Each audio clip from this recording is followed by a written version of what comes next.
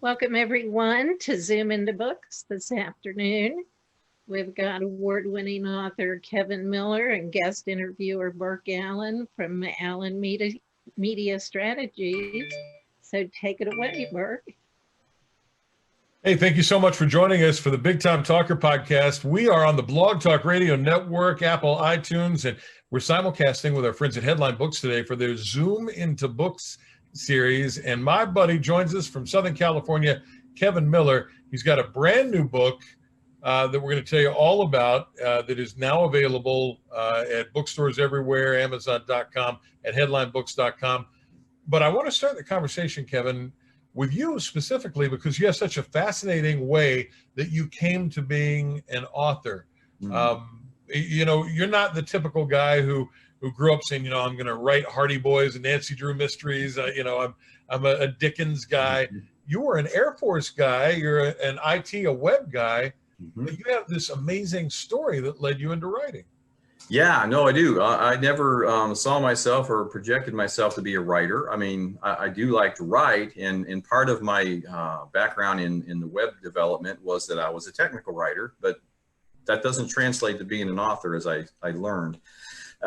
Yeah, my story began a few years ago when I learned that my last name really isn't Miller, it's Puhalski, a very Polish name, and there was a family tragedy that happened in our family, and we learned our name wasn't what it was. My dad didn't even know, and it just kind of pushed me in that direction. He asked me to write my grandfather's story about a tragedy that happened in 1920.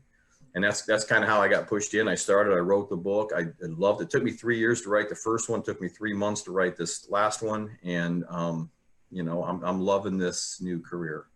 Now, you know, you just sort of, you know, toss it off there. Oh, this is a thing. And I just found out that my last name is not my real last name. And my whole family history is not what I thought it was. But let's peel that onion back a little bit. First of all, how old were you when you learned this? And what were the circumstances behind you learning that your entire family history had been changed? I was actually probably close to 40 years old, late 30s, given my age away now, because it's been a few years. But it was shocking, you know, and like I said, my dad didn't even know this. My grandfather took this information to his grave. Him and his siblings made a vow, and they swore a vow of secrecy that they were going to take this to their grave. They wouldn't tell, you know, family, pass it down, nothing, you know, and they buried it, and they did a good job of burying it. He took it to his grave with him and never spoke of it. And then all of a sudden some newspapers turned up at a funeral that talked about a murder. My great grandfather was murdered in his sleep in a little township of Southington, Ohio, near Warren. And it just kind of goes from there. That book, it just begins with a murder mystery. And I had enough information on newspapers and court documents and letters from family and stuff to piece that together like a detective and put that together. And then later on, my grandfather and his siblings wound up in an orphanage in 1920 for a while. And then the story just kind of continues from there as they attempt to escape. He runs away and they're trying to get away from this awful situation. But so that's kind of where the story goes, you know. So if you're just joining us, Kevin Miller is our guest today, and he's got a brand new book with Headline Books, and we're talking to him as part of our Big Time Talker podcast, brought to you by our friends at Speaker Match, and also with Headline Books Zoom into Books series. I'm just amazed that you're almost 40 years old. You're at a family funeral. This was not your grandfather's funeral, though, where he had sort of changed the whole family narrative, right? It was another relative? Yeah, it was another relative, and it was actually my uncle who was at the funeral, who actually received the newspapers from some cousins, and then he turned them, you know, over to. He called us immediately and said, "Hey, our name's not Miller," and he held that information for us for a little while and drove us nuts with it. And it's like, it's like, what's our name, you know? So we finally got hold of all the newspapers and stuff, and then I started researching and found a whole lot more newspapers and information. When I took a trip to Warren and just kind of started going through old, documents and records. So it just revealed an incredible story. And then we kind of battled with, do we tell the story? I mean, he took this to his grave, you know, and he did not want he wanted to save his family name, and that's kind of what it was. But after reading the story, it was so incredible, and the story is hard to steal because he had such a heart for his family, and it was just so incredible. I wanted to honor him and tell his story, so we decided to go ahead and write the book. That book, again, Heart of Steel, available at Amazon.com and bookstores everywhere. And lots of people talked about it because that's where the Hardy Boys piece comes in. You really had to learn how to be sort of an amateur sleuth to find out your own life. You mentioned your last name, a very Polish name. Did you know that you had any Polish heritage, or what did you think your people came from? What was the story that was given to you guys? Yeah, the story. Well, my grandfather always said he was German, and because my great grandparents in the story were immigrants from Poland, and they were in an area of Poland that was sometimes Germany, sometimes Poland, but they were very Polish and spoke, very broken. I actually met my great grandmother Stella when I was probably about 13, she lived till she was about 93, But we just thought we were German. I mean, I knew she was Polish, so I knew there was some Polish in there, but Miller, that's comes from Euler. It's, it's a German name. And it seems like he picked that name probably because it's so common, like a Smith or a Jones or a Johnson. Miller's right up there in probably the top 5 most common names. So an anonymity, or just wanted to blend in. He wanted to blend. Mm-hmm. And your grandfather, you said there was a murder of his father, and that was sort of swept under the rug. And then there was this runaway into an orphanage for him and his siblings, and he protected them. You obviously knew your grandfather as an older guy. Mm-hmm. Yes. What was he like? What was he like to you as a young man? Oh, I love my grandfather. He was a tough guy. I mean, he was a tough guy with a gentle heart, and I never realized how gentle his heart was until I was in the Air Force, and I was doing some training at Wright-Patterson in Ohio, and he flew me up for the weekend to visit, and I didn't know he was dying of cancer at the time, and there was just something deeper that I saw as a man that I didn't see as a kid, but he was good. He had a great sense of humor. I mean, he would come out, they'd come out from Ohio and rent an apartment in Arizona and stay for several months so that we could visit with them and stuff. But he was a fisherman, hunter, he was an outdoorsman. He loved to fish and stuff. And he was a handyman that could do everything. I mean, he wasn't a big man, but he had these huge hands. He was a strong man, but he just knew how to do everything. He built his own cabin, in Ohio. He built from the ground up. He was always building something, and he was really good at it. He laid tiles, he laid floor tiles, and he had these big Popeye forearms because of it. So, but in the book, he pulls his tooth with the pliers, and that's based on a true story. He really did that. That's like, I don't know that takes a real man, I think, to do that, or someone who just isn't right in the head, maybe. I don't know. So why do you think, and this forms the basis of your book, Heart of Steel, your first book, why do you think he wanted to keep this whole part of your family's history secret? Why did he not want to put it out there for you guys? Oh yeah, the scandal. In those days, it's 1920s and on. You protected your family. You didn't throw your family's laundry out for the whole world to see and stuff. And he was trying to protect his mother and father and siblings, and I'm sure his future children and grandchildren. He was trying to save face with the family name. So just to cover the scandal and the hurt of it, I think. It's almost counterintuitive to the way that we all live today, when we all live online, and people post their dirty laundry all the time on social media. And you have, TV shows and careers like the Kardashians that have been built by putting it all out there. But I guess you're right. A couple of generations ago, it was a whole different thing. And this wasn't a small scandal. I mean, this, as you said, there were newspaper articles. This was a big damn deal. It was a big story. Yeah, it was big. It was huge. So, it was huge. Heart of Steel, you said, took you 3 years to write. Yes. And your new book took you how long to write? It took me about 3 months. I mean, it was, I learned in those 3 years, I learned how to write. I mean, not that I don't proclaim to be up there with the big name authors by any means. I'm learning every day, and I continue to write to just continue to learn. But I learned so much from that experience that the second book, plus we were locked down in COVID, what else did I have to do? So that one went a lot smoother, and I had my great critique partner, my wife Annette, and she loved Heart of Steel, just loved that story. This second story, she's called it her obsession. She loves it so much. White Skies, Black Mingo. She lived. I would give her a couple chapters at a time she was reading it out as I was writing it. She's like, "You have a couple more chapters for me," you know. So I would write more chapters, and then she'd give me her input and, you know, and her feedback. And she's very honest. So, you know, I had to have thick skin in certain areas, but she was very helpful in putting, you know, Heart of Steel together with me, and also helping me with White Skies, Black Mingo. But she loves the story. Our good friend Dreama Denver loved the story. She wrote me a really nice review, and said it was her favorite book of 2020, which is just humbling for me to hear her say. And lots of people are talking about White Skies, Black Mingo that way. And I wonder if, as you look at these two books, your first one, Heart of Steel, and the new one, White Skies, Black Mingo, one took 3 years to write, the new one 3 months. Is it because, Kevin, you had this incredible story, life story to tell with the first book, and you had to do all that research that took so long, and you'd learned the craft, and then this new book, you know, there are some historical notes in there, but it's a work of fiction, so it flowed a little bit better. I mean, I know some folks, Shaylee in my office, who's read both books. She liked the first book. The new one she just loves as well. So awesome. Do you think that has something to do with it, the learning of the craft, but also that you were carried by this incredible story the first time around? Mm-hmm. Yeah, no, it does. Yes, all of the above. I mean, the first one took a long time because not only was I researching, I was also learning how to write. And I had to rewrite and rewrite and edit and re-edit.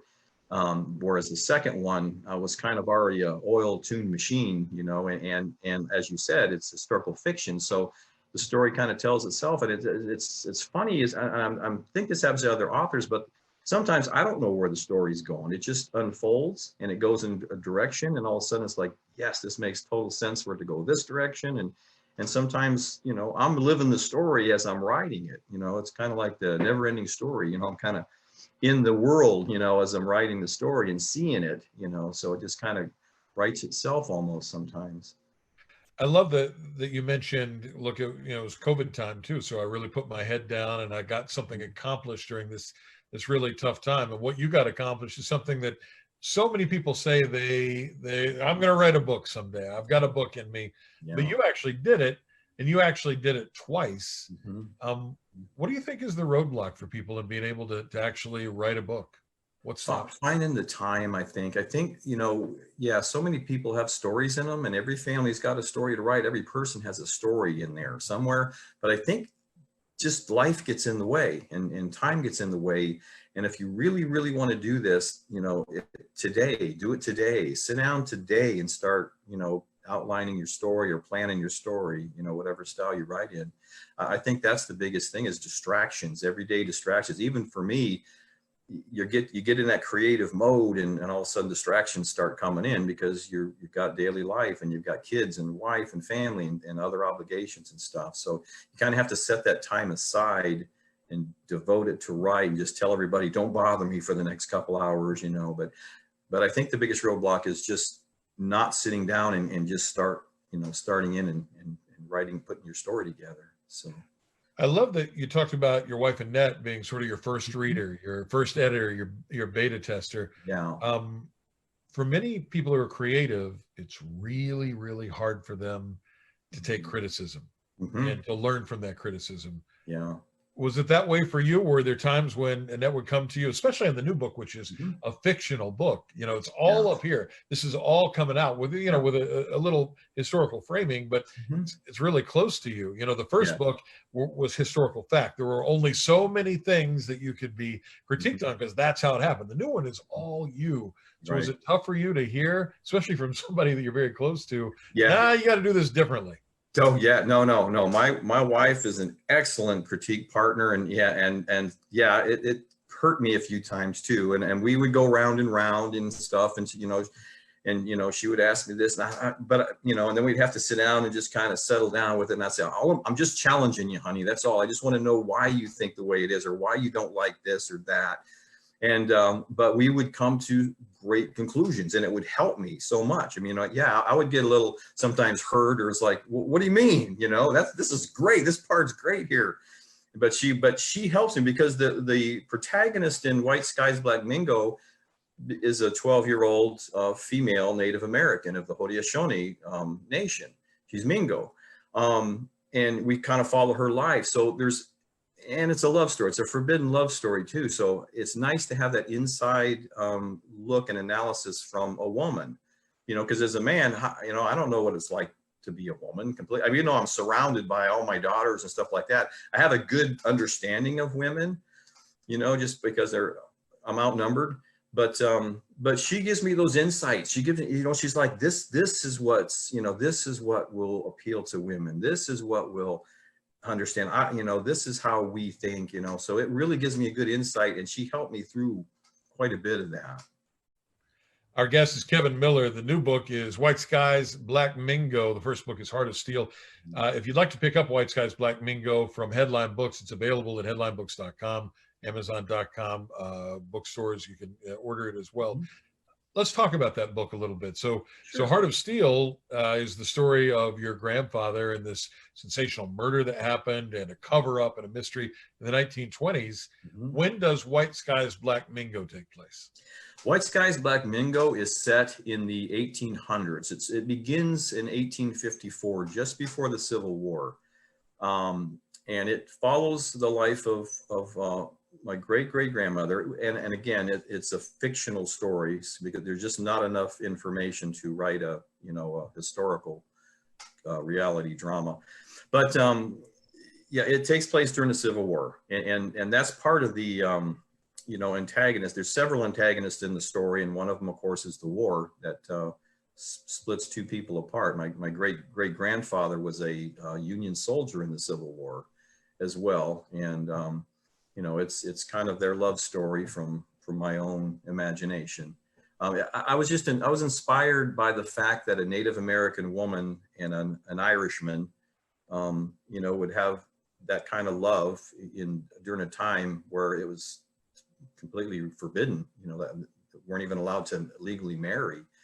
So that inspired us, like, wow, what a great story. Two people that love each other that much, to be together, so that just kind of got the juices going and clicking on the story, and it just kind of flew from there. But yeah, it's kind of in the, Gone with the Wind era, and did you know that you had ancestors that were Native Americans? Did you know about, I think you said it was your great-great-grandfather was a Union soldier. Did you know all that before researching Heart of Steel, or were these the things that kind of came out in that whole process? I actually knew that already. I already knew that my great-great-grandmother was Native American. I knew that from my grandmother, who, I talked about her quite a bit. I learned a lot of information, through my grandmother, MMA. And so she, revealed a lot. And my dad talked about her too, and about my great-great-grandfather. He, like I said, he was a Union soldier. He died, rather young, but so that information was there and available. There's just a lot of facts and details, historical facts and stuff that just aren't there, that I couldn't locate. How did you come up with the title, White Skies Black Mingo, and what does it mean? The White Skies Black Mingo, the White Skies part of it is actually the plantation that is in the name of the plantation that's in the story, because there's also, an aspect of the plantations and slavery and all those horrible institutions in those days. Black Mingo is a kind of a little bit of a derogatory term, I think. I mean, the Mingo, they would refer to the Mingo sometimes as Black Mingo or Blue Mingo, which just meant treacherous, because their reputation was they were, treacherous, mighty warriors, with like the heart of a warrior. And that's kind of why I kind of went, in that direction with that, because Margaret was Mingo. The Mingos were part of the Haudenosaunee, more commonly known as Iroquois, that we know. They're not really fond of the name Iroquois, because their true name is Haudenosaunee. The 6 nations, used to be 5, now there's 6.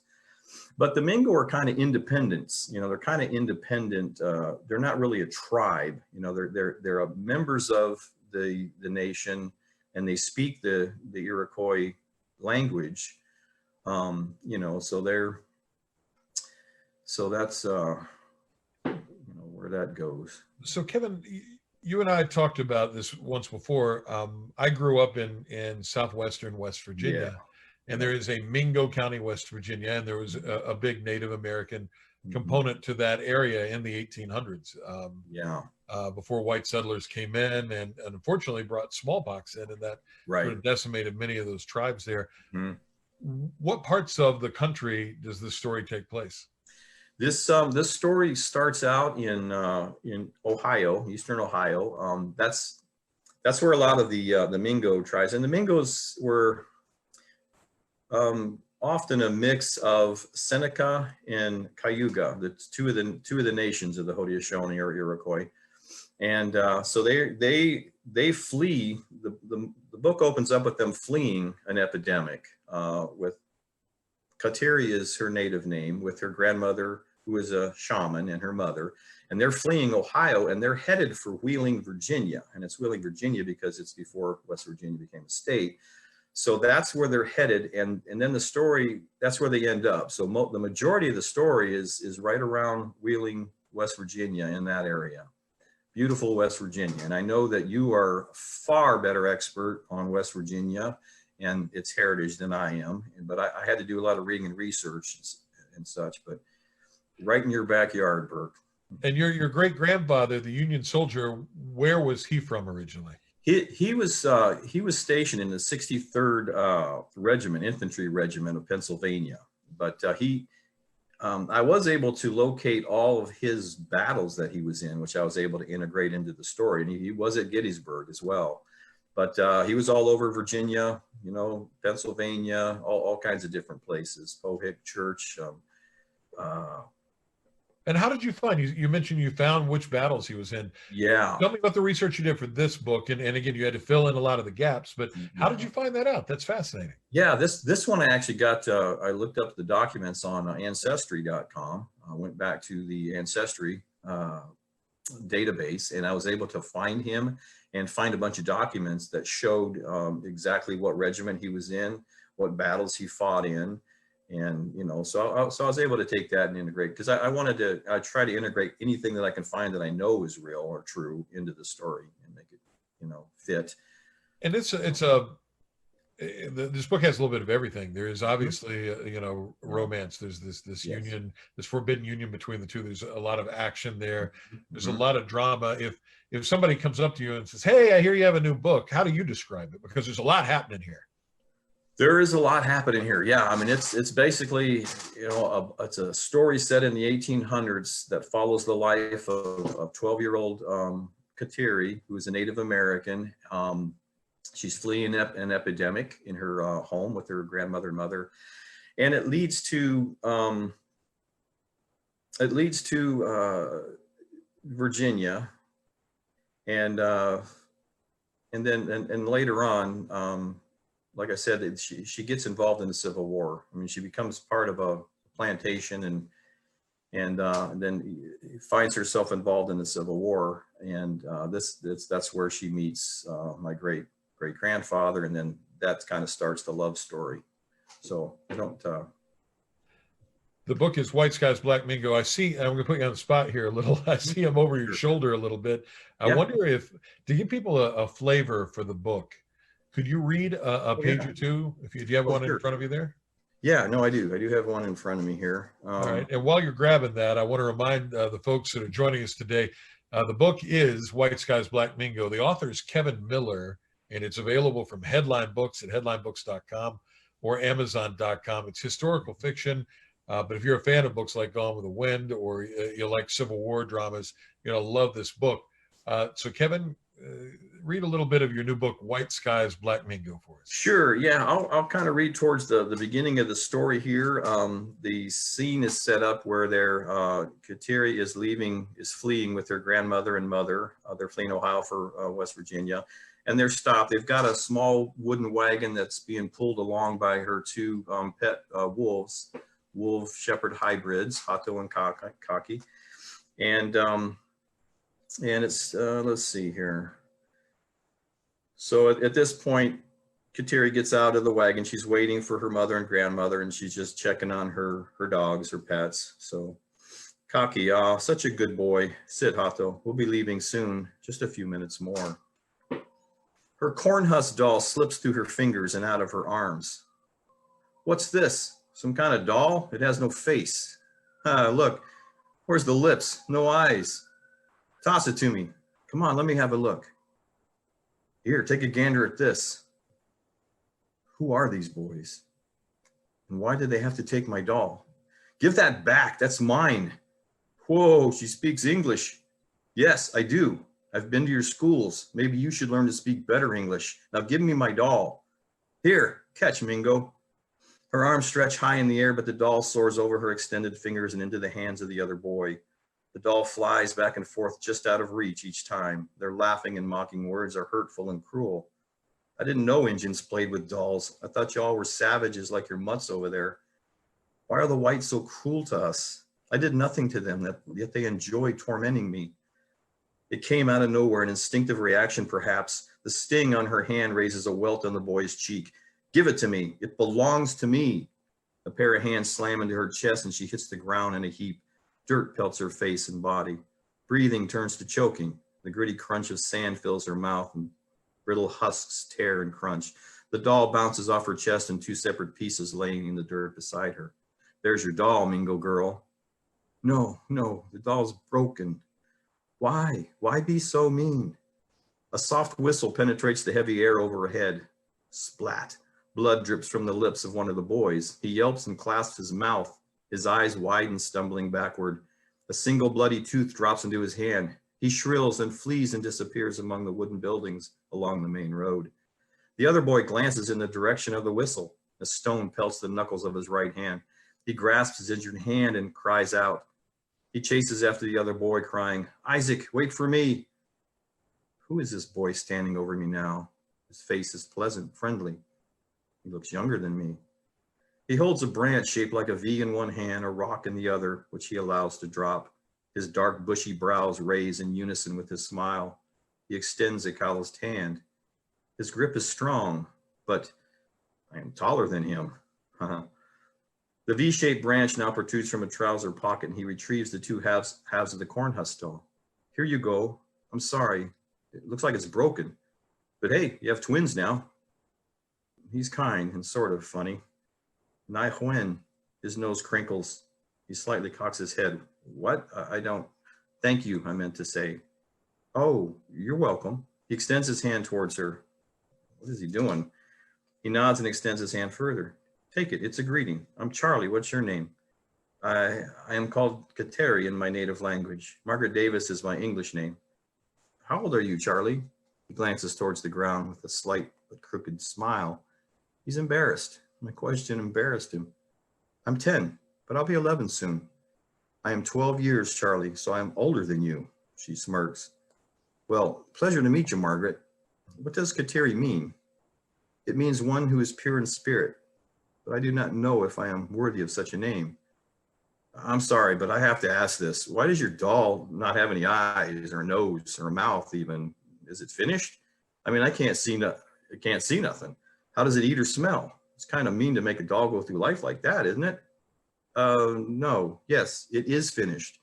We do not allow ourselves to be concerned with an individual's physical beauty. We are all equal in our beauty and in our spirit. The corn husk doll is faceless to reflect that truth. And it is a doll, Charlie. He shrugs, rolling his eyes, chuckling. I see. I guess not having a face would take care of that, huh? Wonder if none of us had a face. What would that be like? He doesn't get it. Another dumb boy, just like back home. Patting and brushing her clothing forms a cloud of dust and an urgent need to cough.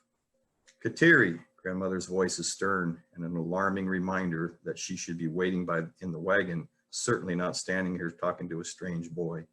I have to go. Thank you again. I'll stop there. Oh, that's great. White Skies, Black Mingo, the brand new book just released from our guest today, Kevin Miller, available at headlinebooks.com, amazon.com, bookstores everywhere. We have a Facebook comment that says this would make a wonderful movie.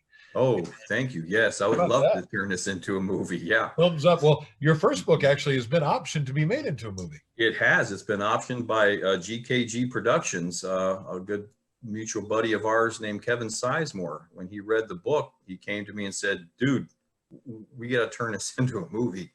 So he asked to option the book, and that's what we're working on right now. We've got the screenplay written by a wonderful screenwriter named Ty DeMartino. Good guy, wonderful guy, has become a really good friend of mine. And so we've got the screenplay ready, and Kevin's out there pitching it and seeing if we can get the funding and backing together, and we'll make a movie out of that. And I'd love to make a movie out of White Skies. Annette, my wife, says the same thing. She's probably a little prejudiced, but she's the same thing. She goes, this would look so nice on screen. Good story to put up there. You know, I wonder when you were writing this book, and we talked about how women have been so receptive to it. Yeah. But since you have younger characters in there too, what do you think about it as a young adult book as well as, you know, for middle schoolers and teens? I would think they would love it a lot. Yeah, no, I think it fits that. I think it fits the young adult genre too. It could fit right in there, and I think it would be a great kid. I've given a copy to both my daughters, anxiously waiting them to finish reading and letting me know what they think. But yeah, it definitely fits in there, and it's you know. Would you consider doing Zoom presentations to schools and libraries? And Oh, I'd love to do that. Absolutely. Yeah. No, that would be a lot of fun. We'd definitely enjoy that. I think it'd be great. And you know, young people, I have a 15-year-old son who's very much into that whole era of cowboy and Native American culture. So I would think young people would really enjoy that. So, all right, you heard it here first. Kevin Miller is up to do virtual meetings with schools and libraries, book clubs, etc. If you're interested, send an email to the folks at Headline Books at their website, headlinebooks.com. You've got a main character in this book who's a healer, which is something that always seems very mystical to those of us that are not Native American, and you see it depicted in movies, and you read about it in books, and in your book, she learned that from her grandmother. How did you research that, and what did you learn about the whole healer thing? Oh gosh, see, and a lot of that's so much fun because it's, you know, it's like your son. You're just diving into history and you're diving into culture and tradition and stuff. So, but just researching, you know, I researched the Seneca tribe and again the Haudenosaunee and their culture, their beliefs, their religion, and the shamans and you know what their tools that they had, their ceremonies. You know, I wanted to be very detailed on the ceremonies. And I'm really trying to write this story in a way that honors these great people and these great nations. I didn't want to write it because I'm telling the story in the perspective and the point of view of, you know, of the young Native American girl. So yeah, so it took a lot of research to kind of figure all that stuff out, but it's fun research. It's so much fun just to learn, you know, the different tools and the different deities that they, you know, worshipped, and the old crooked man is their spirits, the lesser spirits that they pray to. Then those lesser spirits then pray to the great spirit. What is the old crooked man? What is that? The old crooked man is a spirit in the woods that the natives believed that could help the healing process. And what they would do is they would make a bowl of corn mush and put that next to the ill person to help with that. And then they would light tobacco leaves, and in the aroma of tobacco, they had a certain traditional ceremony they used. They had a turtle shell rattles that they would rattle, and then they had these traditional masks that they would wear for the shaman and perform those rituals. So, and then of course they were very good at learning, you know, how to use herbs and poisons and you know all the things in nature in a healing as a healer. You know, there's nightshade in there. You know, she learns how to, you know, the dangers and the benefits of using nightshade. It's something she incorporates, you know, later on in what is that? What is nightshade? Nightshade is a berry. It's actually in the tomato family. It's actually it's a sweet, dark, you know, kind of purple black berry, but they're deadly poisonous if you eat too many of them. They'll taste really good, but they're extremely poisonous. but in lesser doses, they can use that for a patient to, do surgery to kind of dope them up a little bit, if it's the right amount. So you kind of have to have a good knowledge of what the right amount is. If you're listening or watching, if you have any questions, send them to us. Lots of folks are watching the Facebook live feed now, or you can send them to us in our Blog Talk Radio chat room. Kevin Miller, the guest today. The book is White Skies, Black Mingo. The publisher is Headline Books, and it's available at headlinebooks.com or at amazon.com, wherever books are sold. You spent a lot of your lifetime in the Southwest, which has a large Native American population. Yeah. And I wonder what similarities and what differences you discovered from the Native American folks that you spent time around there in Arizona, as opposed to the folks that are in the mid-Atlantic and back east. Yeah, I mean, there are differences, but I think there's more commonalities than there are differences. I mean, really, all of their religious beliefs and cultures seem to have similar aspects to them. They all worship the Great Spirit as, God the Father, like the Christian, God the Father. And but a lot of the traditions and just the people in general, they're a wonderful people. As I dive into, history and looking through their culture and stuff, they're a wonderful people that, have suffered greatly, over the years. And they're sadly, ignored. I'm hoping that my book will bring more attention to these nations and more light onto them. We released White Skies Black Mingo in November in honor of Native American Heritage Day, or month rather, excuse me. But no, it's very intriguing, and I think they're very similar. In Arizona we have Navajos and Apache, Mojave, there's Pimas, there's quite a few Indian tribes in Arizona. And, isn't it interesting, Kevin, that when you and I were young guys and were growing up around all the cowboy shows, the Old West shows, and for a whole generation, I guess for a couple of generations, yeah. Native Americans were very much positioned as the bad guys, the Right. savages. Right. Yeah. And now, in your book will help with that. Mm-hmm. We tend to look at the Native American experiences completely different and see that really white settlers were very much the aggressors, and Native Americans really got the short end of the stick in a large way. Is that something that was important to you with the book, that you helped to sort of set that record straight a little bit? It was extremely important to me in the book because to me, it's telling the story truthfully. Let's tell it truthfully. The white settlers were the invaders, and there's some interactions in there, even with Charles and with Kateri and stuff. There's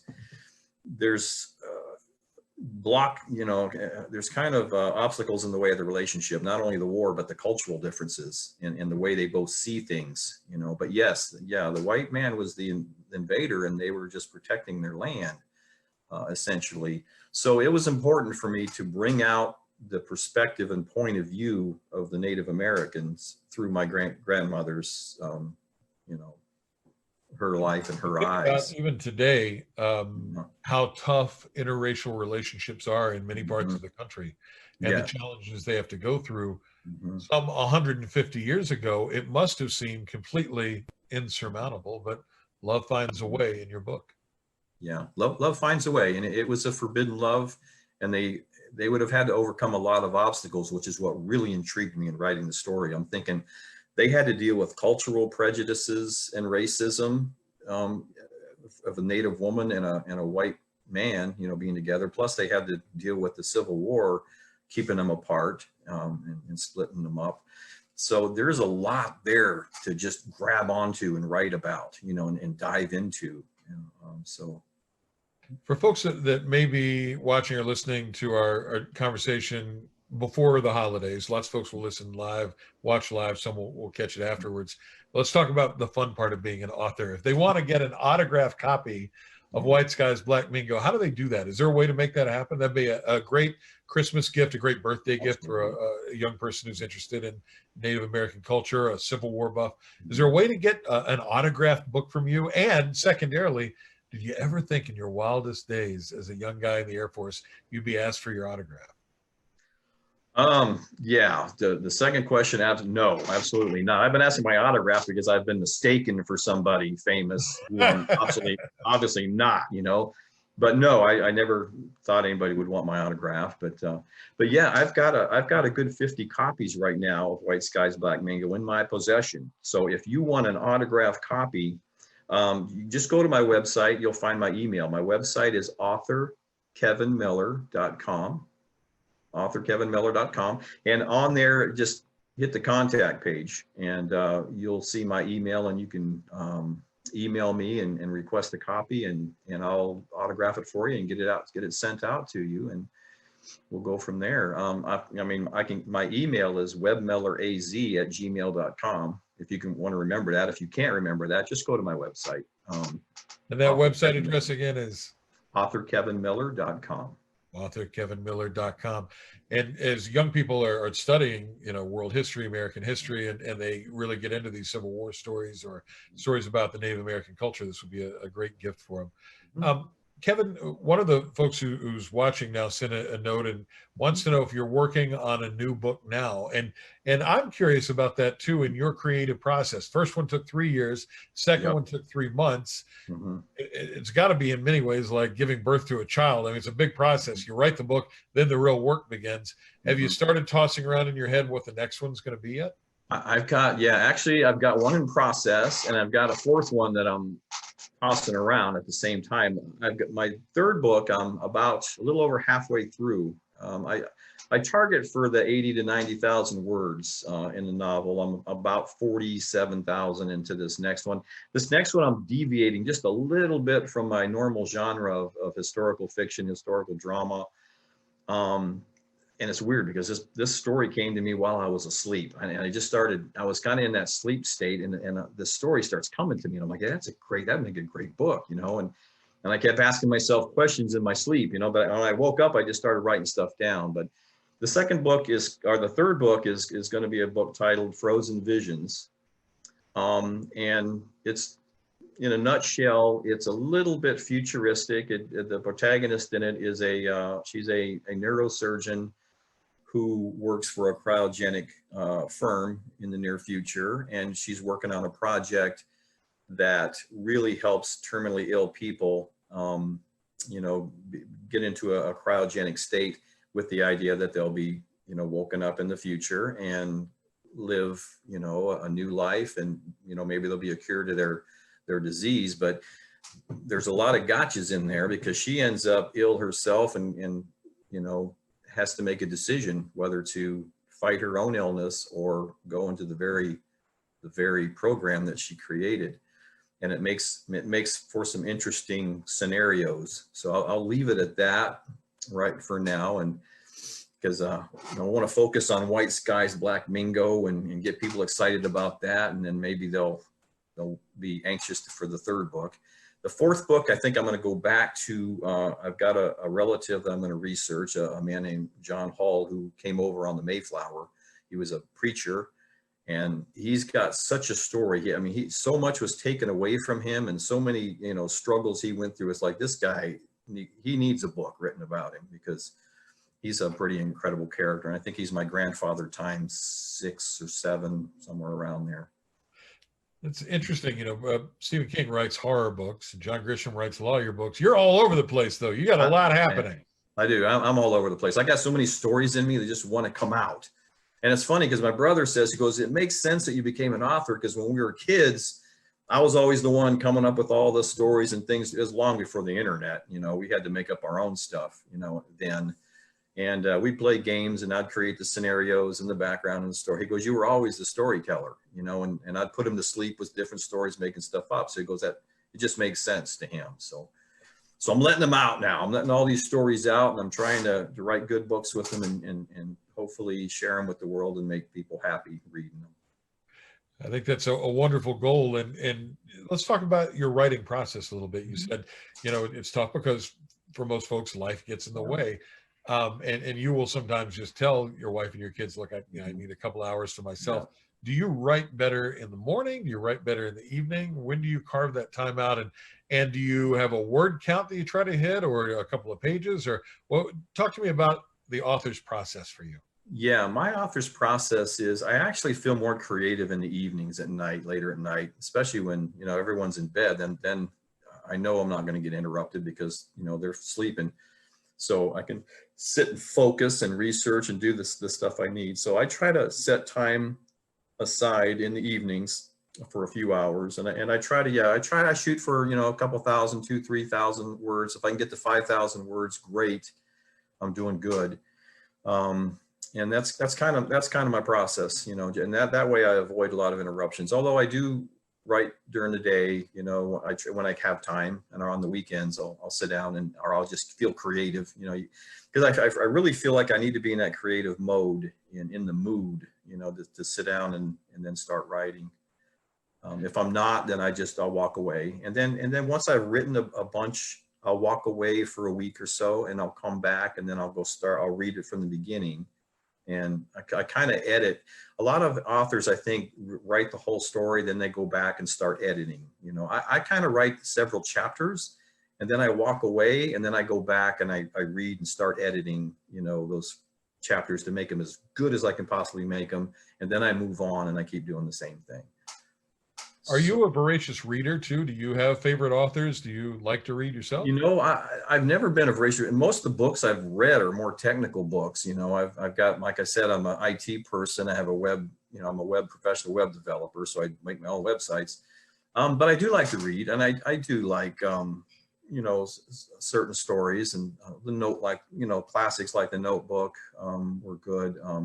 But Annette is the voracious reader. See, I have to get rid of boxes and boxes of books because she'll just go through them. That's why she's such a great critique partner, because she is an avid reader. She can't get enough books. So we go through a lot of books with her, but in the process, I do read a lot. I mean, I pick up a book and sit down, but right now I'm not reading quite as much because I'm too busy wanting to write my own story. I enjoy writing more than I do reading. But I do read just for the educational purpose too, to see how other authors handle certain situations. How are they describing a love scene, or how are they describing a fight scene, or how, so, and it helps me to learn, as well. And I think as an author, you have to read in order to, continue to learn how to write, well. Is there in this book, the new book, White Skies Black Mingo, is there a message that you want people to take away from it? Some people who write books say, I've got this overarching theme that I want to get out there, this message. And some folks say, look, I want them to turn the page and enjoy the story. Is there a message in there in White Skies Black Mingo? Yeah, there's probably a couple messages in there that are that I'm trying to get across to the reader. And, some of them in the forbidden love. And it's like, no matter what obstacles you're facing, when you love somebody, you fight through them. You fight through them and to be with that person. And that's part of it. And also her personal struggles. I mean, she overcomes tremendous obstacles. And the message there is just keep fighting, keep moving forward, never give up, and that's kind of the message there. And then also there's a cultural thing, because she ends up on a plantation, and she has a whole new eye-opening experience with slavery, and she actually intermingles and interacts with a family who are, were slaves.